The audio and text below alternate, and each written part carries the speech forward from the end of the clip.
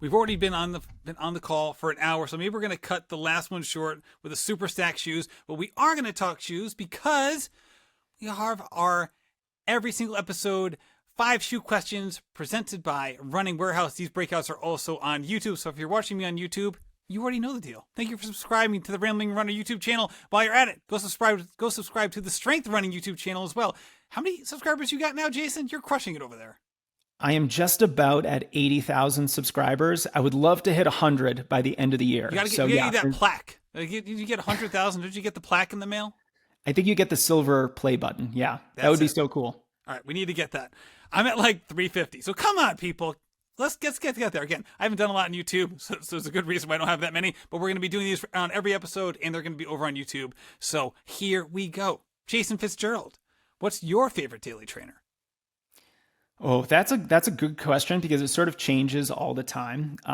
I have really been liking the Asics Gel Nusa Triathlon shoe, which is a weird answer because it's kind of a racing shoe. It's a pretty low profile. This is going to be on YouTube, so I actually have it right here. I wondered what colorway it was. Oh, there you go. Look at that thing. Look at this crazy shoe. I actually ran in this earlier today for a 7-mile run with a little bit of progression and some strides. So very low profile. I like this. I admittedly got this at an outlet store for $20. I couldn't say no. And I tend to like a little bit more old school shoes with a lower stack height. I prefer like a 4 to maybe 8 millimeter heel toe drop. And so if I'm not doing anything really long, maybe up to an hour of running, I really like this shoe. It's just enough for me without it being too supportive, too restrictive in my movement. Love it. So you're a big fan of like the lightweight daily trainers? I do. But the other couple shoes I'll show you aren't quite as lightweight. Okay, gotcha. All right, next one. Your favorite race day shoe. And obviously this is dependent on the kind of races you want to run, but I'd love to hear which one is top of your list. So I actually just did a 5K time trial this past weekend, and I raced in these guys, the Asics Magic Speed. They're a little bit higher profile than I would typically like. Now, let me explain my bias on shoes. I grew up as a track athlete, so I grew up racing in like track spikes, or even during cross country, I was doing like the Nike waffle spikes. And so I like a very zero drop, minimal, very flat shoe. There's really nothing there. Like I loved doing barefoot strides and doing a workout in spikes. Like I love that. And this is a little bit too high off the ground for me, but it has that really fun super shoe foam in it. And so I can tell when I'm running hard in this that, as I'm like slamming my feet into the ground to generate that force, I'm getting a lot of kickback from this shoe. So it's not my favorite shoe for racing, but for shorter road races, it works. It feels good.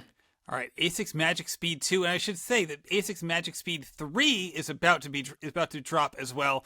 Some people may have seen some of the first look of that shoe over on Believe in the Run, and Kafuzi had it on his YouTube channel as well. Actually, the Asics Magic Speed 2s are now on sale over at Running Warehouse. Are these the ones or the twos? That's the I'm two. not actually sure. They're the twos? Yeah. I mean, they're pretty hot, aren't they? Very nice. I like the green and blue. I'm a big fan of the green and blue colorway on all my shoes. I do like that a lot. All right. How about this one? The one shoe that you really wanted to love, but just didn't quite work for you. Oh, there's so many. I actually don't know because it's been like 2 years where I haven't tried a shoe that I just really didn't like. You know what I'll say is I kind of know what shoes are not going to work for me before I even buy them, before I even try them on. So I've worn so many shoes over like the last 25 years of my running career that I can just look at a shoe, and if it has a flared heel, it's not going to work for me. Okay. If it has a super high stack height, it's probably not going to work for me. And if the heel toe drop is like 10 millimeters or more, it's also just going to feel really weird on my foot. So I generally can look at a pair of shoes before I ever buy it, and I just won't even buy the shoes that I know are not going to feel good. All right, alternate question. How about this? How about has there been a shoe release that at first glance you're like, oh, this looks really interesting, and then after like further reflection, further like analysis, you're like, oh shoot, can't buy this shoe. It has XYZ going on. I didn't realize that at first. Pretty much every trail running shoe that exists. So I like the idea of trail running shoes, but every time I buy a pair of trail running shoes, with the exception that I have now. So right now I have the Brooks Catamount right here. Okay. This shoe is... The people listening now, it's the Brooks Catamount 1 he is holding up. Yes. And you can see like there's still dirt on the bottom of it, like trail running center here. But you know, the Catamount is actually pretty good because it's not super stiff. I can't tell you how many trail shoes I have bought, and I'm all excited for them, and then they come in the mail and I try them on, and it's like wearing a cement block on your foot, because they make these trail shoes with a supremely rugged outsole. And for me, I like a more flexible shoe, probably from my youth wearing spikes all the time. But you know what I used to wear all the time for, you know, like a 4 to 8 mile run is the Nike Free with the fly knit upper. I loved that. Barely gave you any support, you know, maybe had an 8mm heel toe drop, but super flexible, had almost no upper support whatsoever, but absolutely loved it. It just let my foot behave the way my foot wanted to behave, and it just felt so good.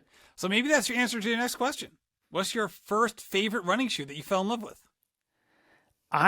So the Nike Pegasus Racer, which I think was around in like 2005 through 2007, was one of my favorite shoes. They stopped making it. And so it was basically a very pared down version of the Nike Pegasus. Really loved the Nike Free with the fly knit upper.